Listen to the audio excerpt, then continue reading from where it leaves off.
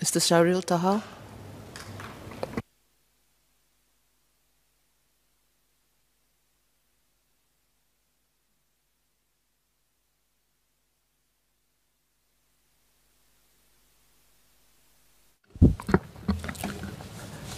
Thank you, Madam Deputy Speaker.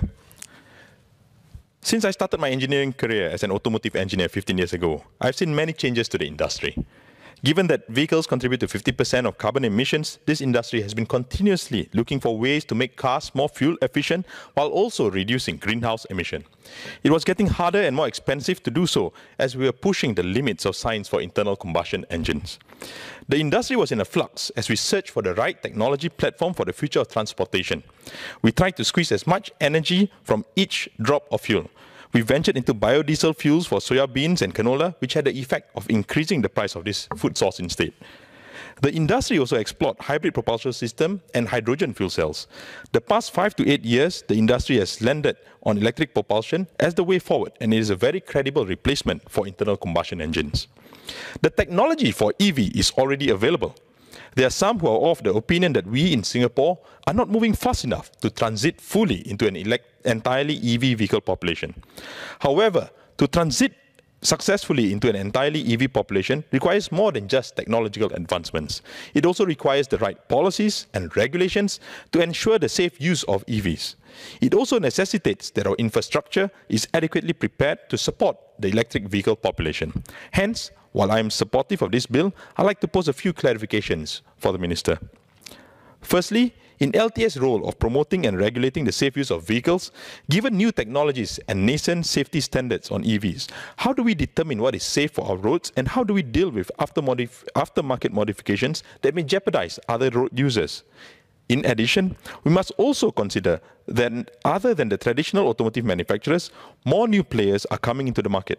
Some are not traditional automotive manufacturers. And how do we ensure safety standards are met with each new propulsion system or manufacturers? To be able to promote and regulate the safe use of electric vehicles, we need to be able to understand these new technologies. This requires a different skill set from what we have today. Engineers in regulatory roles will need to understand electric vehicles to ensure their safe use.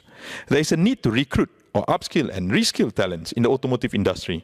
Engineers in our LTA need to understand battery technology, safe practices for discharging of batteries, and electrical infrastructure to be able to regulate the safe use of these electric vehicles.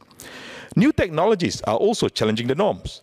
Hence, to regulate the safe use of electric vehicles, our officers must have the right skill set to understand and decide the appropriateness of these new technologies in order to ensure its safe use on our roads.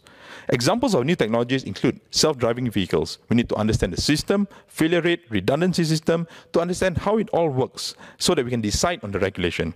Whose system is safe for the use on our roads? In addition, crashes involving self-driven vehicles or driver-assisted aids, who is to blame? The driver or the manufacturer? And how do we regulate the insurance of such vehicles?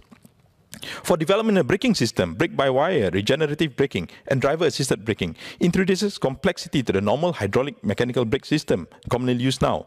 What is a safe system? How do you define what is safe? Electrical vehicles are also extremely quick. As they are propelled by electric motors, torque comes instantly at low RPM, and this is known as instant torque.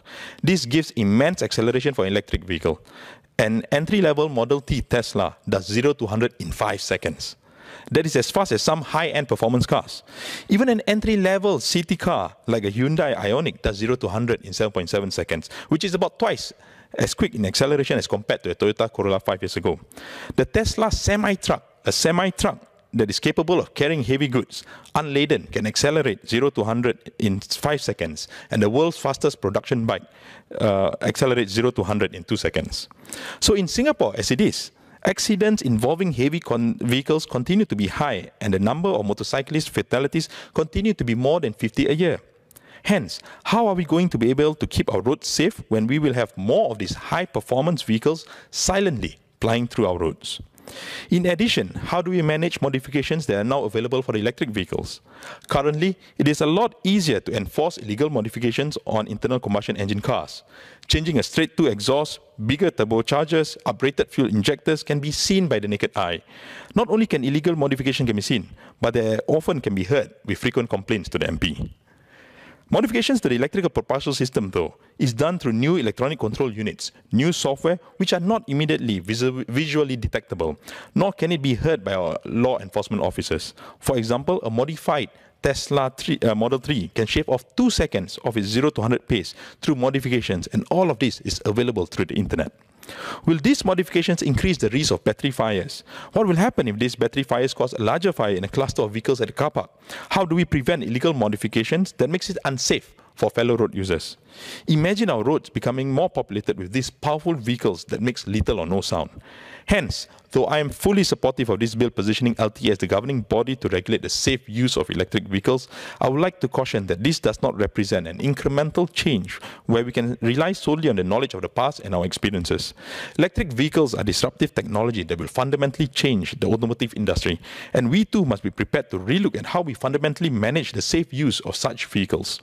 As it is within the responsibility of LTA to regulate the safe use of these vehicles, it is imperative that the officers in the ministry are equipped with the right knowledge to address this new technology and be able to approach the policies for the adoption of EV vehicles from a holistic perspective. There are now a few technical and diploma courses such as that offered by Singapore Motor Workshop Association Training Academy and Ngee Ann Polytechnic, but more must be done to increase the expertise in this field in preparation for an entirely EV population. One option is to use this as an opportunity to upskill and retrain more individuals from other industries, such as in the aerospace and oil and gas industries, to be proficient in the EV industries.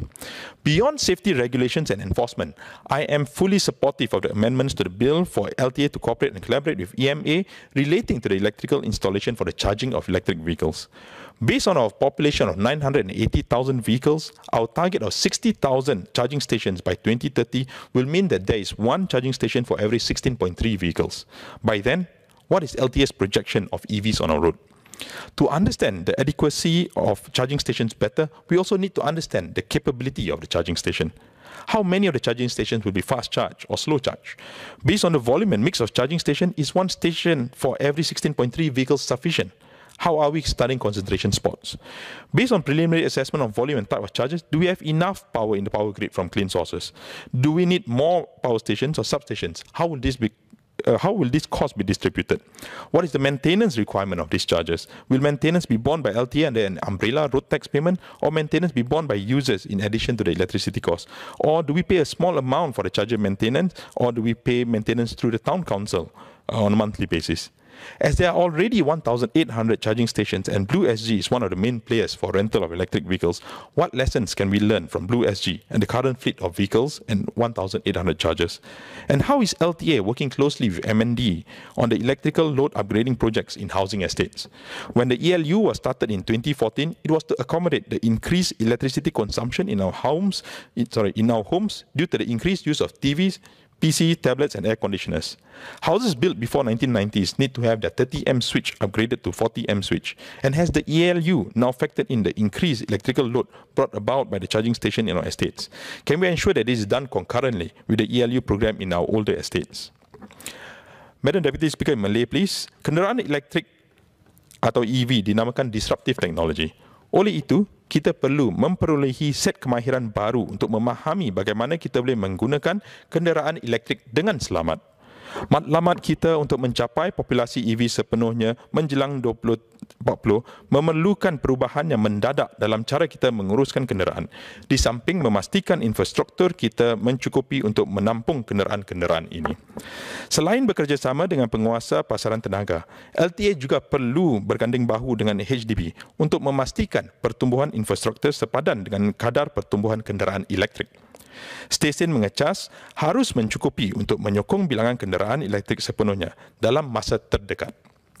Penjelasan juga diperlukan tentang bagaimana penggunaan infrastruktur tersebut mengenakan bayaran. Adakah ia melalui sistem cukai jalan raya yang merangkumi semua atau bayarannya hanya bila digunakan? In conclusion, Madam Deputy Speaker, though electric vehicle pose significant opportunities, we must be aware of the significant changes that it will bring, and we must be able to adapt quickly to ensure the safe use of the electric vehicles. Notwithstanding the above, I support the bill. Thank you, Madam Deputy Speaker.